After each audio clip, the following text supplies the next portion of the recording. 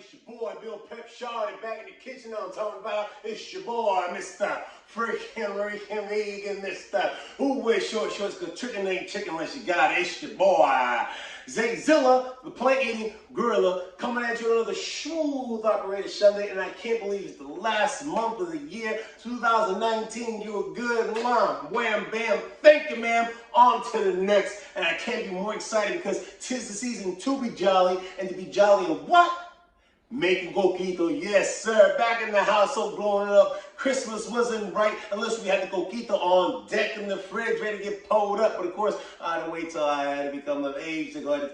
Anyway, that's another story. But I'm about to show you guys how easy it is to make this traditional holiday drink and make it vegan friendly, of course. So without further ado, get down with it, get down, you heard? There's a lot of speculation whether or not is coquito vegan or not. Some people use straight coconut milk, some people use condensed milk. And what condensed milk is basically is just sugary milk. And so that's what I'm gonna go ahead and do, except I'm gonna use a little bit of coconut milk and I'm gonna add a little bit of maple syrup, some brown sugar, and some of the other spices in there to make sure that we have all that rolled up together so it can taste really good in our coquito. So first and foremost, I got about 14 ounces of my coconut milk here. I'm going to go ahead and pour it in my pan. Now, I'm going to wait for this to go ahead and do a nice boil.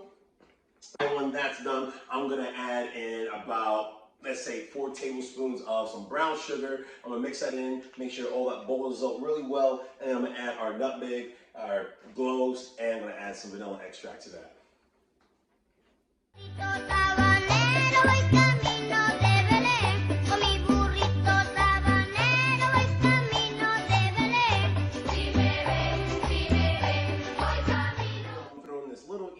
To go ahead and give a different flavor profile to your coquito.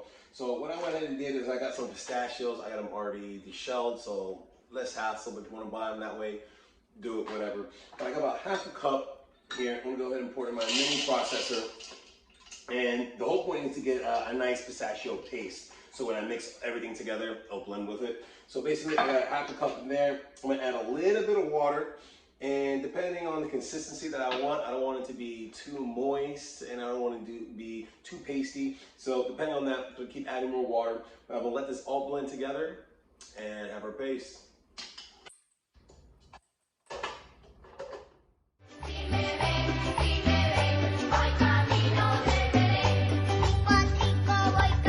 Horses, folks, because we're almost there.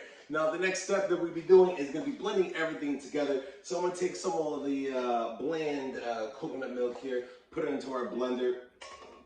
And of course you can't forget about the good old sweet coconut cream. So what we're going to do is I'm going to use this as a cheat sheet. Make sure this fills up in here. Get about 14 ounces of this delicious cream.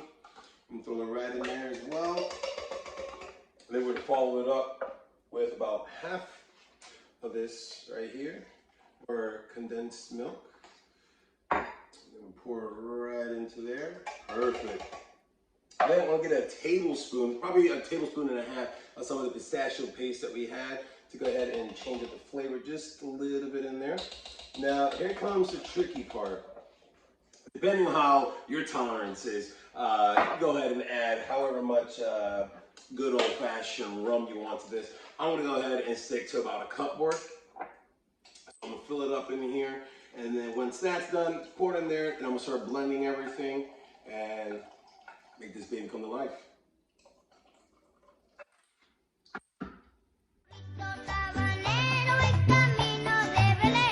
See this or not, but it kind of turns into a little green hue, right? So we know it's pistachio flavor. But the trick of the trade is that we use some good old-fashioned food coloring. So I'm gonna go ahead and put a couple squirts in here just so we can vibrant up that green hue and make it servable.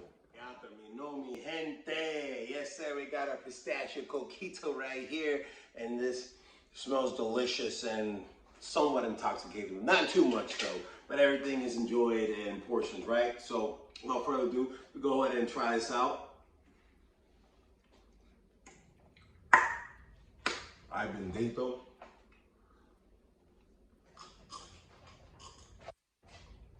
Keep that away from me. Ay bendito. Just call me the Coquito Chico, you heard? No, but That's really good. I like how you can still taste like the saltiness of the pistachios. Really great flavor. Still has some of the little bittles and grinds of pistachio, leaves it on your tongue. Great flavor nonetheless. Packs a little bit of some of that rum in there, and who doesn't love that? And of course, keep in mind when you guys are bottling it, be sure to get some cinnamon sticks and set them in the bottle so when you have it in the refrigerator, some of that flavor can all blend together. And I do have different flavors coming out. I have cookies and cream, I have a cookie Biscoff flavor, and I have nonetheless the pistachio and the regular. So you guys looking for the Coquito plug, make sure you hit your boy up. So I'll be slanging them out, slide into the DMs. I'll be sure to take care of you. But it's your boy, Meal Prep Shawty, Mr. Puerto Rican Vegan, telling y'all to keep it happy, keep it healthy, and always stay hungry. Because who better than me? FRB. This is good. Don't worry about if I got something on the mustache. I'm saving the flavor for later. You heard?